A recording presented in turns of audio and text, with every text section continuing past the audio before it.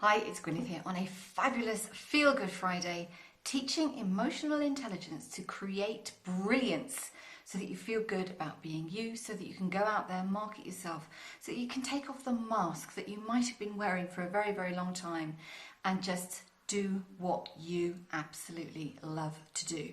Now tell me something, are you a master of change? Or have you got a little inner control freak that is telling you, yeah, it's going to change, it's going to change. No, but actually it's not going to change. You see, it's about this time of year when people who have set lots of New Year's resolutions about stopping smoking, stopping drinking, getting up at 6 o'clock and going for a run every morning, all sorts of things, leaving the office at 5 o'clock to be home with a family, all those New Year's resolutions start to go down the pan, because this is the point after a couple of weeks when your subconscious is telling your conscious, I'm not having this, there's too much change, why do we need to change? We've been doing it this way for 20, 30, 40 years, why do we now need to change and do things differently?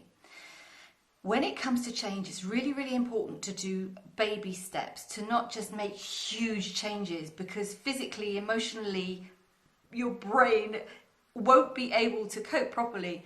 But one thing I also see, and it's particularly true in the workplace, is that I work with some people who say, you know, they bring me into the organization, they bring me into the company and they say, we want change, we need change because things aren't working at the moment. It's not just change for the sake of change, it's because things are not working, we are not happy with how things are going.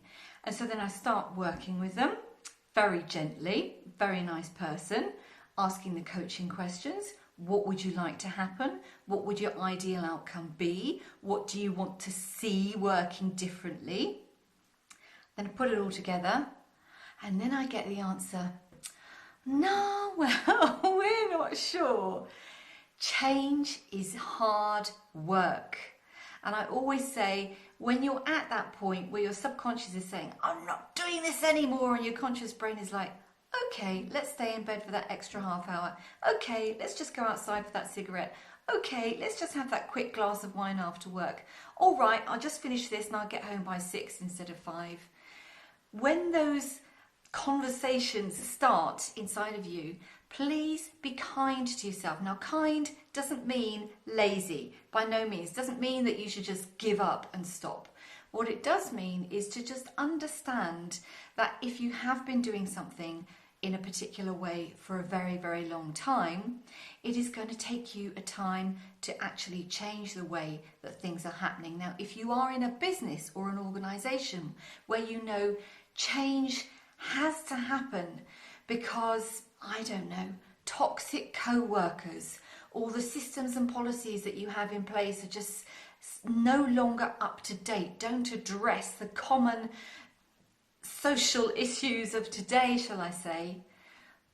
Don't just back up because it's too hard. Really think about what it is you want to happen, and then remind yourself why those things have to happen. If you're giving up smoking, remind yourself of how amazing you're going to feel in a few months when you're not out of breath. If you're giving up drinking, remind yourself how amazing you're going to feel when you wake up without a headache or just feeling tired. Or in a few months, remember how amazing you're going to feel when your family actually starts talking to each other again because everybody's sitting down for an evening meal together. So, are you a master of change, or are you really a control freak who is saying one thing on the outside and feeling something different on the inside? On that note, I wish you a fabulous Feel Good Friday, an amazing weekend, loads of love, and bye for now.